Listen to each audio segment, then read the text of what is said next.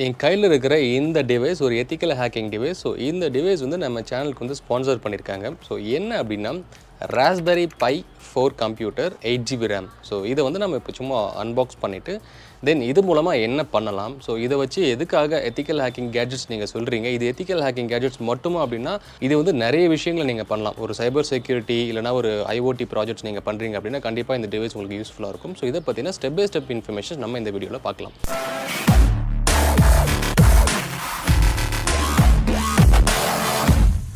First விஷயம், நம்ம சேனலுக்கு வந்து 8GB ரேம் கொடுத்துருக்காங்க. ஸோ ராஸ்பெரி பை, ஸோ இது பார்த்தீங்கன்னா ஒரு மினி பாக்கெட் பிசி அப்படின்னே சொல்லலாம். ஸோ இதுதான் பார்த்தீங்கன்னா அந்த டிவைஸ். ஸோ கிளியராக உங்களுக்கு தெரியும்னு நினைக்கிறேன்.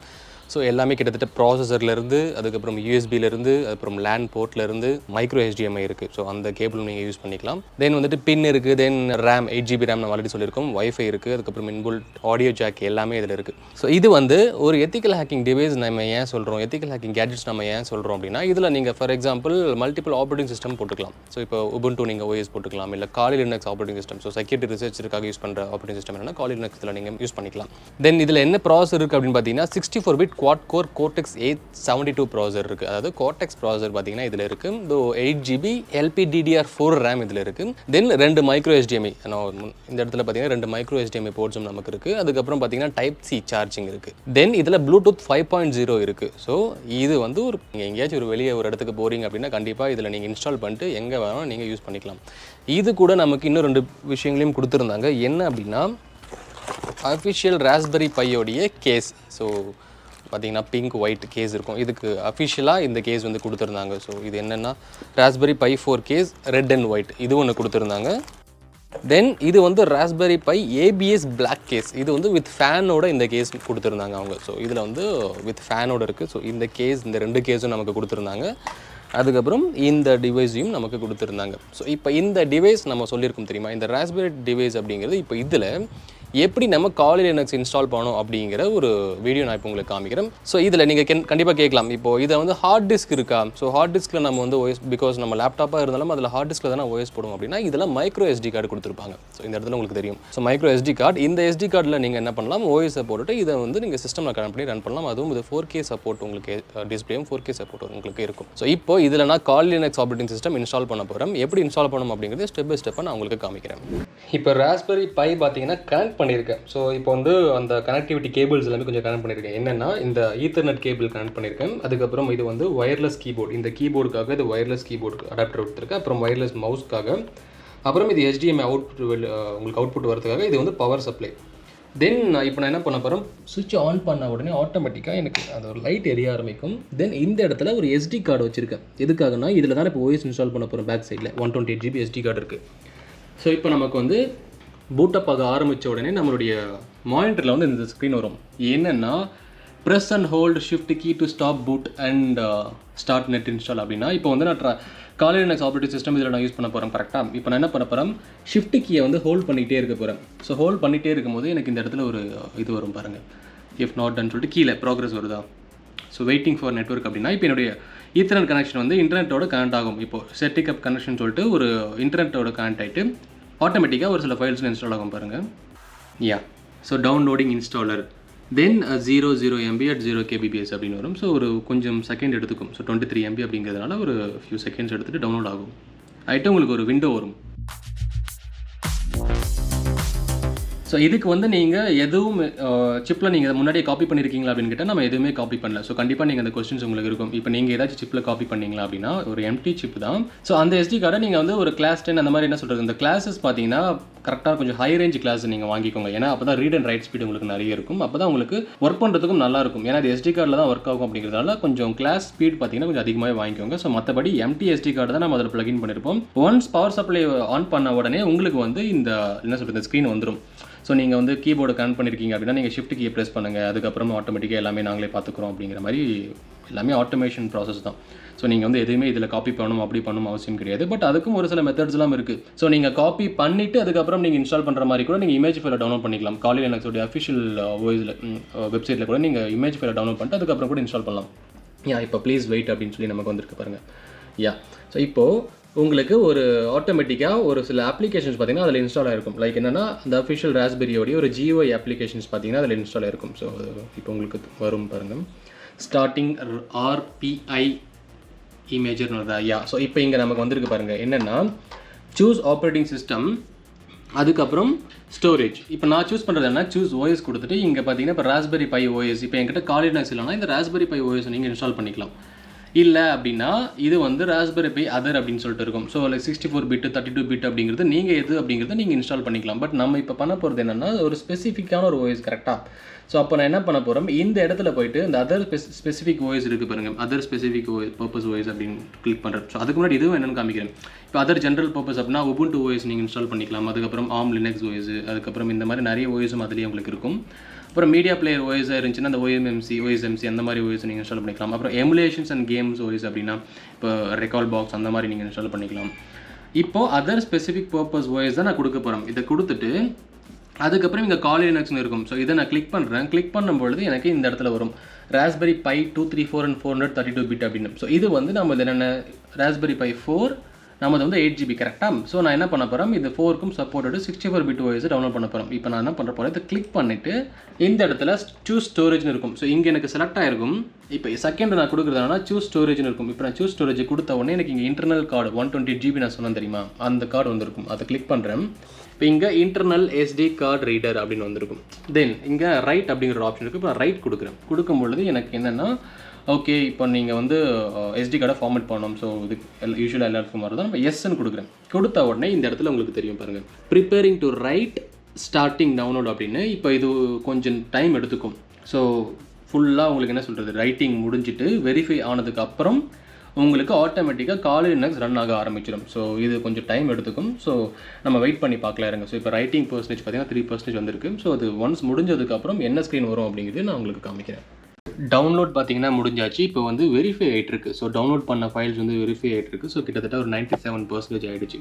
ஸோ இப்போது இது வந்து ஒரு 100% ஆனதுக்கப்புறம் OS ஆட்டோமேட்டிக்காக பூட் ஆக ஆரம்பிக்கும். ஸோ இப்போது ஃபைனலைசிங் ஆகிட்டு ஸோ இப்போ ஸ்க்ரீன் ஆஃப் ஆகிட்டு ஆட்டோமேட்டிக்காக Kali Linux பார்த்தீங்கன்னா பூட் ஆக ஆரம்பிக்கும். ஸோ உங்களுக்கு தெரியும் பாருங்கள், ஸ்க்ரீனில் உங்களுக்கு வந்து Kali Linux பூட் ஆனால் எப்படி இருக்குமோ அந்த ஸ்க்ரீன் உங்களுக்கு வர ஆரம்பிச்சிடும். ஸோ கொஞ்சம் செகண்ட் எடுத்துக்கும். யா. ஸோ இப்போ இங்கே உங்களுக்கு பார்த்தா தெரியும். ஸோ Kali Linux ஆட்டோமேட்டிக்காக பூட் ஆக ஆரம்பிக்கும். இப்போ இதில் வந்து இன்ஸ்டாலேஷன் பார்த்தீங்கன்னா இன்ஸ்டால் ஆகிருக்கும் ஆட்டோமேட்டிக்காக. இது வந்து இப்போது நீங்கள் OS வந்து யூசர் நேம் பாஸ்வேர்ட் கேட்கும், லாகின் பண்ணி உள்ளே போகலாம். தென் ரெண்டாவது விஷயம் என்ன அப்படின்னா, இப்போ நம்ம வந்து இதில் Kali Linux மட்டும்தான் போடலாமா அப்படின்னு கேட்டால் இல்லை, காலியை தவிர்த்து நீங்கள் நிறைய விஷயங்களை பண்ணலாம். அதில் ஒரு டாப் 5 ப்ராஜெக்ட் ஐடியாஸ் நான் உங்களுக்கு கொடுத்துருக்கேன். ஸோ இந்த இது முடிஞ்சதுக்கு அப்புறமே நான் அடுத்து உங்களுக்கு இந்த டாப் 5 ப்ராஜெக்ட் ஐடியாஸ் பார்த்தீங்கன்னா எக்ஸ்பிளைன் பண்ண போகிறேன். ஸோ லைக் அது வந்து உங்களுக்கு ஒரு சைபர் செக்யூரிட்டி ப்ராஜெக்ட் பண்ண போகிறீங்க, இல்லை வந்து ஒரு காலேஜில் ஏதோ ஒரு ப்ராஜெக்ட் பண்ண போகிறீங்கன்னா அது உங்களுக்கு யூஸ்ஃபுல்லாக இருக்கும். இல்லை ஒரு லேர்னிங் பர்பஸ்க்கு பார்த்தீங்கன்னா அது உங்களுக்கு யூஸ்ஃபுல்லாக இருக்கும். அந்த ப்ராஜெக்ட் அதே மாதிரி இந்த Kali Linux OS இன்ஸ்டாலேஷன்ஸ் எங்கே வாங்கணும், இந்த டிவைஸ் எங்கே வாங்கணும், எப்படி இருக்கணும், என்ன மாதிரியான கிட் இருக்குது. பிகாஸ் நம்ம வச்சிருக்கிறது 8GBங்கிறது நமக்கு ஒருத்தர் ஃப்ரீயாக வந்து ஒரு ஸ்பான்சர் பண்ணியிருந்தாங்க.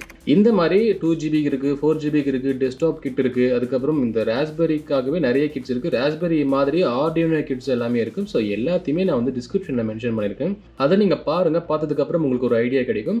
அதுக்கப்புறம் உங்களுக்கு என்ன உங்களுடைய சைடு உங்களுக்கு என்ன தேவை, இந்த காஸ்ட்டுக்கு எனக்கு இதான் வாங்க முடியும். பிகாஸ் இது வந்து ஒரு 10,000 வரும்னு வச்சுக்கோங்க. பிகாஸ் இந்த டிவைஸ் வந்து ஒரு 10,000 வரும் 8GB RAM அப்படிங்கிறது. பட் 3,000 2,000க்குலாம் ஒரு சில டிவைஸ்லாம் உங்களுக்கு கிடைக்கும். ஸோ இந்த கம்மி காஸ்ட்டில் நீங்கள் எப்படி லேர்ன் பண்ணலாம் அப்படிங்கிறதையும் எல்லா இன்ஃபர்மேஷனுமே நான் கமெண்ட்டில் மென்ஷன் பண்ணியிருக்கேன், டிஸ்கிரிப்ஷனில் இருக்கும் உங்களுக்கு. அதை நீங்கள் பார்த்துட்டு தெரிஞ்சுக்கலாம். அதுக்கப்புறம் ப்ராஜெக்ட் ஐடியாஸும் நான் அடுத்து உங்களுக்கு எக்ஸ்பிளைன் பண்ண போகிறேன். இதை முடிஞ்சதுக்கப்புறம் அதுவும் உங்களுக்கு யூஸ்ஃபுல்லாக இருக்கும். ஸோ இதுவும் கொஞ்சம் செகண்ட் எடுத்துக்கும். பிகாஸ் இது வந்து கொஞ்சம் பூட்டிங் டைம் எடுத்துக்கும். So it take some time. Wait பண்ணி பார்க்கலாம். ஸோ வெயிட் பண்ணோன்னே ஆட்டோமேட்டிக்காக லாகின் ஸ்க்ரீன் வந்துடும். ஸோ ஆஸ் யூஷுவல் நீங்கள் Kali யூசர் நேம் கொடுத்தீங்கன்னா உள்ளே போயிடலாம். பட் இனிஷியலாக ஃபஸ்ட்டு டைம் மட்டும் உங்களுக்கு இந்த மாதிரி கொஞ்சம் டைம் எடுத்துக்கும். ஏன்னா நம்ம இன்ஸ்டால் பண்ணுறோம் தெரியுங்களா, ஒரு புது OS இன்ஸ்டால் பண்ணுற மாதிரி தான். அது ரெண்டாவது நான் அந்த SD கார்டு சொன்னேன் தெரியுங்களா, டிபெண்ட்ஸ் ஆன் தட் ஆல்சோ. நீங்கள் வந்து அந்த நீங்கள் ஹை கிளாஸில் நீங்கள் வாங்கிட்டீங்க, ரீட் ரைட் ஸ்பீட்லாம் அதிகமாக உங்களுக்கு இருக்கணும் அப்படின்னா நீங்கள் அதுவும் உங்களுக்கு யூஸ்ஃபுல்லாக இருக்கும். ஸோ அதனால் நீங்கள் சும்மா நான் வந்துட்டு கிளாஸ் என்ன சொல்கிறது 10க்கு கீழே வச்சுருக்கேன், இல்லை வந்து எனக்கு ரீட் ரைட் ஸ்பீடு பார்த்தீங்கன்னா ரொம்ப கம்மியாக தான் 60 MBps 20 MBps 30 MBpsலாம் ஆகுது அப்படின்னா அதுக்கு தகுந்த மாதிரி நீங்கள் வந்து ஹை கிளாஸ் நீங்கள் வாங்கிட்டீங்க அப்படின்னா ரீட் ரைட் ஸ்பீடும் உங்களுக்கு அதிகமாக இருக்கும். கொஞ்சம் பூட்டிங் ஸ்பீடும் உங்களுக்கு ஒரு கிளாஸ் 10 கம்பேர் பண்ணும்போது இது கொஞ்சம் உங்களுக்கு அதிகமாகவே இருக்கும் அப்படின்னு நம்ம சொல்லலாம். ஸோ ரூட் ஃபைல் சிஸ்டமோடைய ரீசைஸ் முடிஞ்சிருச்சு நமக்கு. இப்போது ஸோ இதுவும் கொஞ்சம் டைம் எடுத்துக்கும். ஸோ வெயிட் பண்ணி பார்க்கலாம். ஸோ வந்தாச்சு. இப்போ நம்மளுடைய காலி பூட் ஸ்க்ரீன் வந்தாச்சு. ஸோ காலி லினக்ஸோடைய ஆப்ரேட்டிங் சிஸ்டமுடைய லாகின் ஸ்க்ரீன். எக்ஸாக்ட்லி இதுதான் பார்த்தீங்கன்னா இப்போ லாகின் ஸ்க்ரீன் நம்ம வந்தாச்சு. Default user name password KALI user name and KALI password. So default user name password காலி என்டர்.